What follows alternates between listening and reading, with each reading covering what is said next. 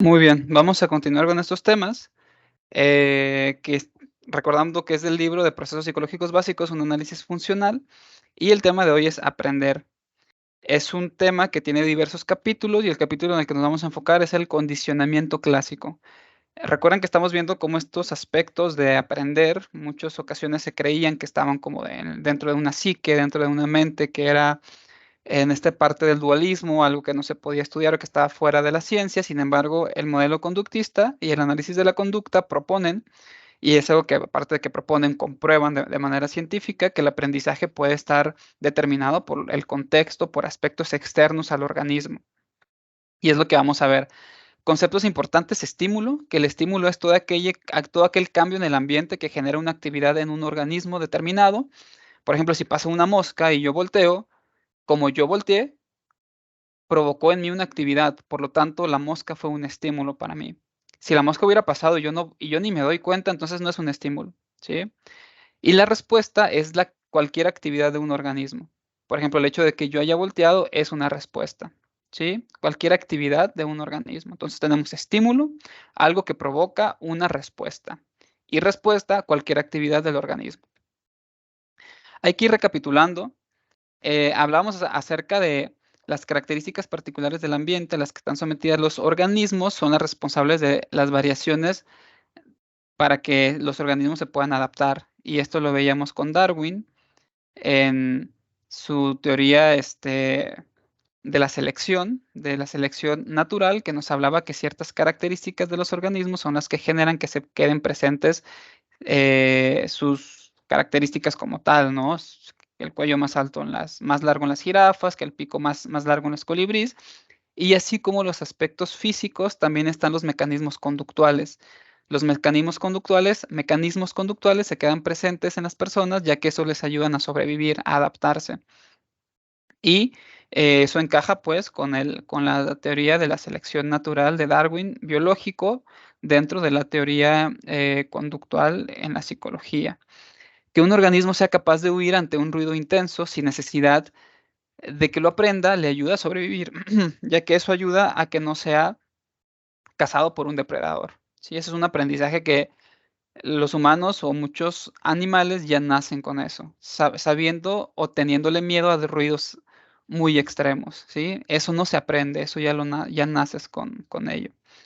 Entonces, este ruido que te genera ese miedo, como tú ya naciste con eso, se le conoce, perdón, al ruido como un estímulo incondicionado y a tu miedo una respuesta incondicionada, porque tu respuesta no fue una respuesta aprendida al ruido fuerte, sino que ya naciste con eso. Por eso es incondicionado, no has condicionado nada.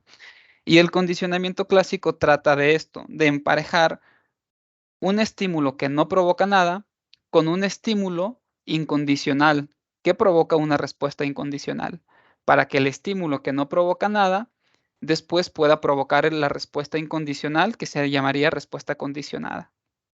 Ese es el condicionamiento clásico.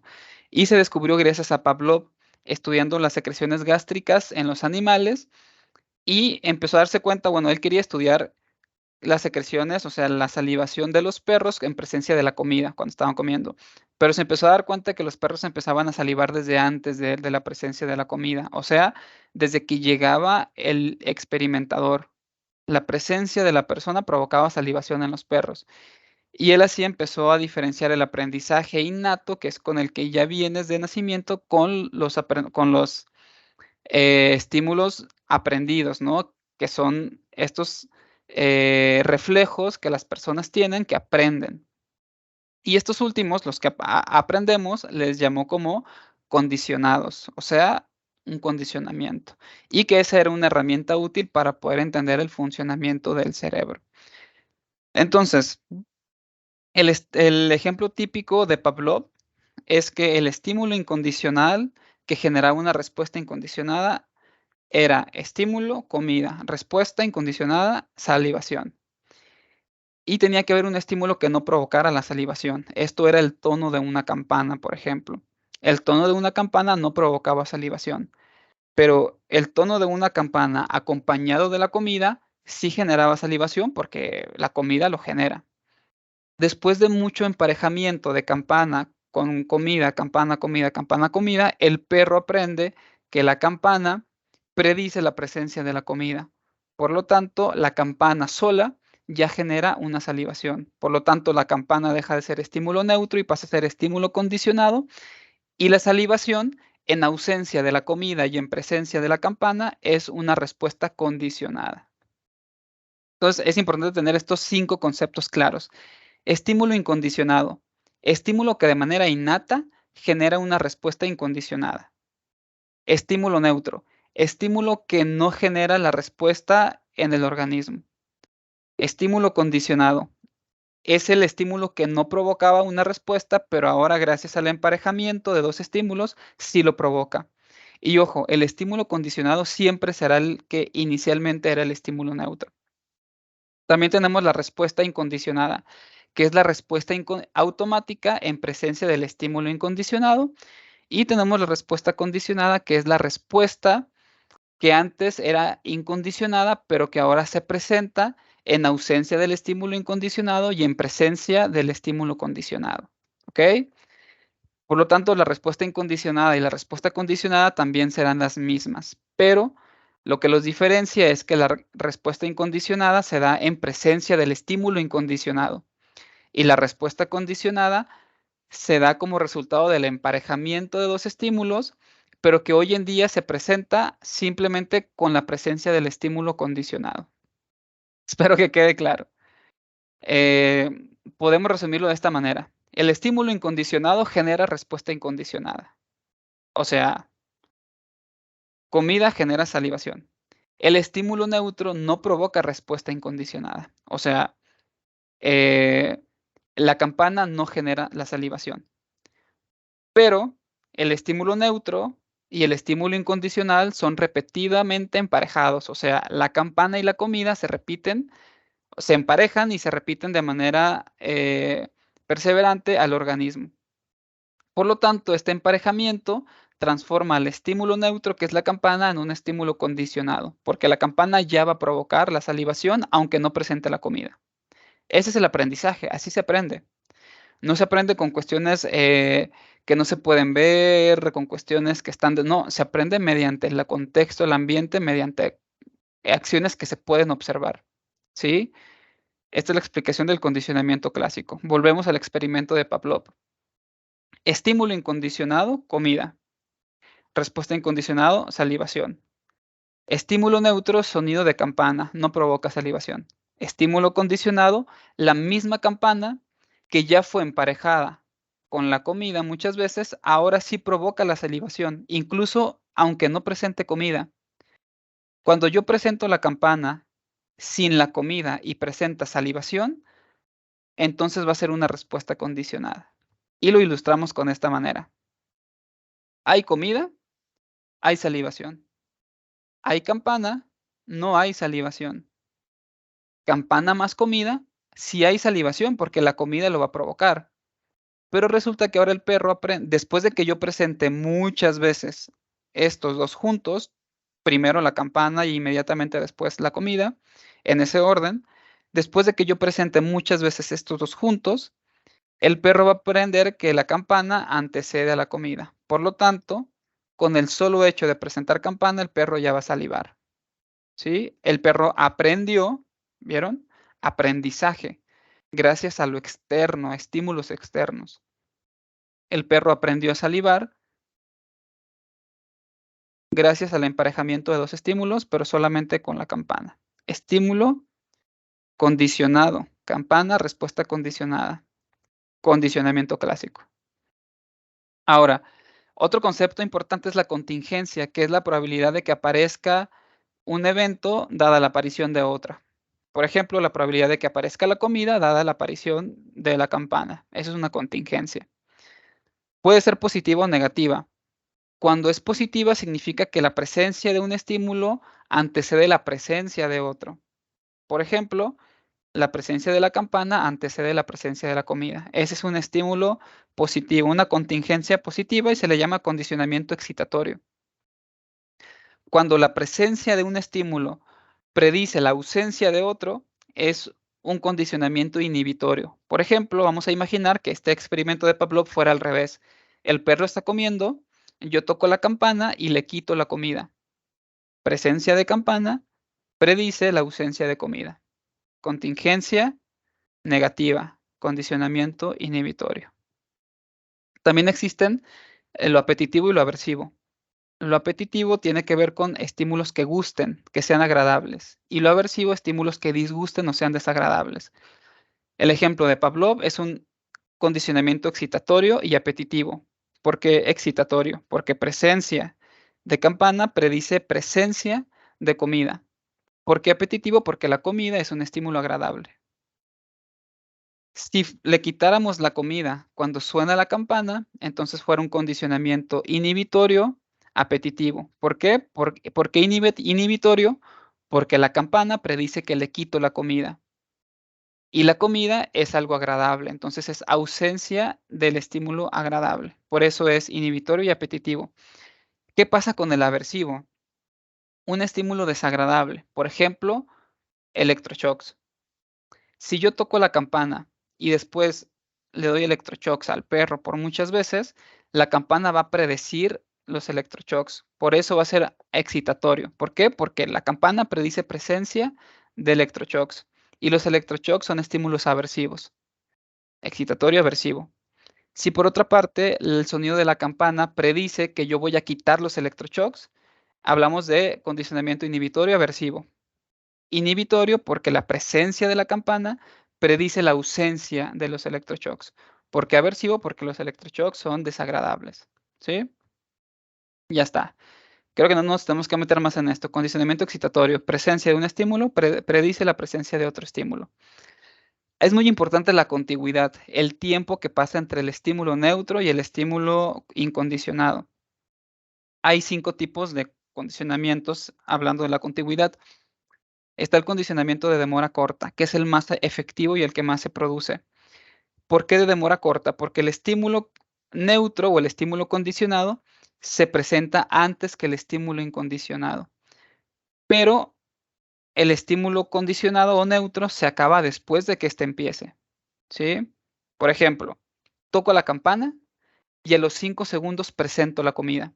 La campana sigue sonando cuando yo presento comida. Una vez que el perro ya esté comiendo, entonces en cualquier momento ya se acaba este sonido. Condicionamiento de demora corta. Está el condicionamiento. Es parecido al anterior, pero aquí hay un tiempo en donde no hay campana ni hay comida, que es el tiempo huella. Toco la campana, se acaba el sonido, me espero 10 segundos aproximadamente, 10, 5, 15, 20, y después presento la comida. ¿Sí? Condicionamiento de huella. Está el condicionamiento de demora larga, exactamente igual que el de huella, pero en vez de dejar 10 segundos, voy a dejar 5 minutos, 10 minutos, 15, 20 minutos, una hora, qué sé yo. Presento la comida, perdón, presento la campana, se acaba el sonido de la campana y a los 10 minutos presento la comida.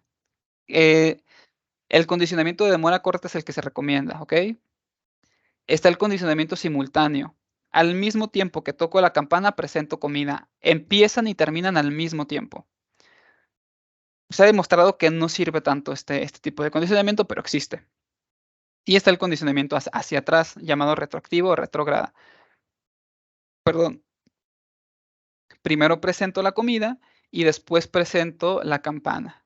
También se ha demostrado que es poco efectivo. Es poco efectivo, o sea, no funciona. Entonces, el recomendado es el condicionamiento de demora corta. Ahora, el condicionamiento inhibitorio es lo que les había dicho. Presencia de un estímulo predice la ausencia de otro. Y ya está. Aquí nos menciona el ejemplo de un león, porque dice que para que haya un condicionamiento inhibitorio tiene que haber anteriormente un condicionamiento excitatorio. Por ejemplo, un ataque de manera automática genera el aumento de la respuesta cardíaca. Estímulo incondicionado, ataque, respuesta incondicionada, aumento de la tasa cardíaca. Ahora, un león, como yo relaciono al león con el ataque, es un estímulo condicionado, por lo tanto, si yo veo un león a 5 metros de mí, va a aumentar mi tasa cardíaca, ¿sí? Aunque no me ataque. Vamos a suponer que el león está dormido. Pero si yo veo que un león aparece dormido a 5 metros de mí, me voy a poner un susto y mi aumento de la tasa cardíaca va a aumentar. Estímulo condicionado, león, respuesta condicionada, aumento de la tasa cardíaca. ¿Qué pasa? Si entre estos 5 metros entre el león y yo hubiera unos barrotes o una jaula y el león está encerrado, disminuye mi respuesta condicionada. O sea, mi tasa cardíaca disminuye. Y ese es el condicionamiento inhibitorio. ¿Sí? ¿Por qué? Porque genera una disminución de mi respuesta. Y de esta manera estamos hablando de un condicionamiento inhibitorio que depende de la presencia de un condicionamiento excitatorio.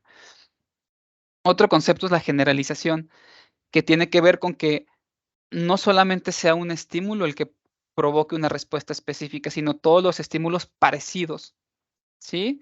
Por ejemplo, hablando de Pavlov, vamos a suponer que la campana generaba la salivación, pero si también lo generaba el timbre de la casa, que es un sonido distinto, pero también provocaba una salivación, también el claxon de un carro, también cuando alguien tocaba una trompeta, ¿sí? Entonces, o cuando alguien gritaba. Entonces, está generalizando, ya cualquier ruido genera una respuesta. A eso se le llama generalización, a diferencia de la discriminación, que es identificar cuál es el estímulo exacto que antecede a otro estímulo. En el ejemplo de Pavlov, sería que el perro identificara que es la campana la que genera, o sea, la que antecede a la comida. Por lo tanto, si el perro escucha que suena el timbre de la casa, no va a salivar. Si escucha que tocan el claxon de un carro afuera, no va a salivar. Si escucha que alguien está tocando trompeta, no va a salivar. Incluso, si hablamos de una discriminación, perdón, más específica, podría no salivar cuando se toque una campana distinta que tenga un sonido diferente, ya sea más grave o más agudo. Eso es discriminación. Creo que son términos que los tenemos relativamente claros porque los utilizamos incluso en el lenguaje común, ¿no?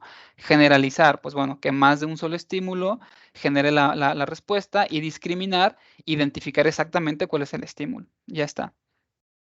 Y también hay un condicionamiento de segundo orden, condicionamiento clásico de segundo orden, el cual se da cuando no utilizamos un estímulo incondicionado, sino utilizamos un estímulo que ya ha sido condicionado, ¿sí? Por ejemplo, con Pavlov era un condicionamiento clásico porque la comida es un estímulo innato que genera una respuesta incondicionada, que es la salivación. Si ya condicionamos al sonido de la campana, ese sería nuestro estímulo condicionado 1. Pero ahora yo quiero que el perro salive también cuando se prenda un foco. Entonces, no necesito presentarle comida al perro. Ahora voy a emparejar el foco con la campana. Voy a prender el foco e inmediatamente después voy a sonar la campana. Y el perro va a salivar porque la campana es mi estímulo condicionado 1. El perro ya saliva con el sonido de la campana. Entonces, yo voy a hacer que el perro aprenda a que en un futuro, sin presencia de comida, sin presencia de campana, simplemente prendiendo un foco, el perro va a salivar. Ese es un condicionamiento clásico de segundo orden, ¿ok? Mi estímulo condicionado 1 toma el papel de mi estímulo incondicionado, ¿sí? Por lo tanto, emparejamos el estímulo neutro, que es el foco, con mi estímulo condicionado 1 y provocamos la respuesta condicionada 1, que es la salivación. Después de muchos emparejamientos, mi estímulo neutro pasa a ser mi estímulo condicionado 2, y solamente en presencia de mi estímulo condicionado 2 voy a generar una respuesta condicionada 2 en el perro, que va a ser la salivación. Y esto nos indica que el condicionamiento clásico de segundo orden extiende las posibilidades de que ya no sea necesario la presencia, que el organismo se exponga directamente a estímulos incondicionados, sino también a estímulos aprendidos, o sea, condicionados. Y por último, tenemos la extinción. La extinción es esta, mm, esta manera en la que hacemos que el organismo ya no genere la respuesta condicionada en presencia del estímulo condicionado. O sea, hay un decremento de la respuesta condicionada, o sea, de la salivación, en presencia del estímulo condicionado, o sea, de la campana, sin la comida. ¿Cómo genero yo la extinción? Con el ejemplo de Pavlov. Eh, Presento al perro el sonido de la campana muchas veces, muchos días, sin presentar la comida. ¿qué es lo que va a pasar? La primera vez el perro va a salivar, porque ya lo aprendió, ya está condicionado. La segunda vez va a salivar, la tercera, cuarta, quinta. Por ahí de la 10ª, 11ª, digo, es un número al azar, el perro va a empezar a identificar que la campana ya no antecede a la comida, ya no predice la presencia de la comida.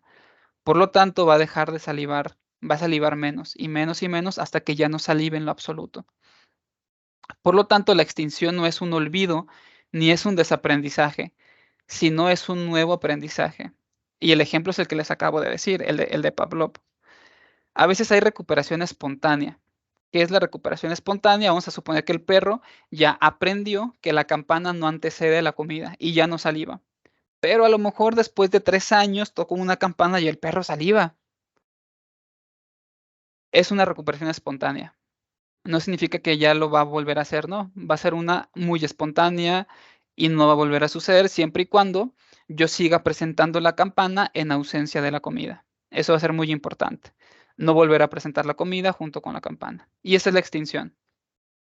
Y es una manera de aprendizaje que, si se dan cuenta, no necesitamos dar explicaciones o pseudoexplicaciones, ¿no? Que no se pueden comprobar. Esta es una explicación que se comprueba porque se han hecho experimentos. El de Pavlov es el más conocido, pero hay muchísimos experimentos que se siguen haciendo y que comprueban la presencia de un condicionamiento clásico y que las personas aprendemos gracias a lo que observamos fuera de, no cuestiones dentro abstractas. Y bueno, si les interesa este tema, yo les recomiendo que lean el libro, no que se queden con estos videos tan breves, ya que a lo mejor yo no entendí de la misma manera que ustedes entienden cuando leen, yo me brinco temas, demás. El libro se llama Procesos Psicológicos Básicos, un análisis funcional.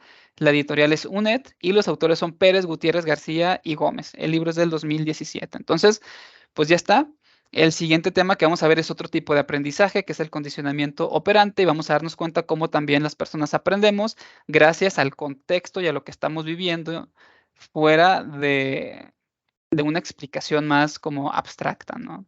Entonces, espero que les haya parecido agradable este video y ya nos estamos viendo en el próximo con el condicionamiento operante. Entonces, vamos a detener la presentación y vamos a vernos aquí nosotros y listo, voy a dejar de grabar. Nos vemos en el próximo video. Espero que les esté pareciendo información de su agrado y que les sirva.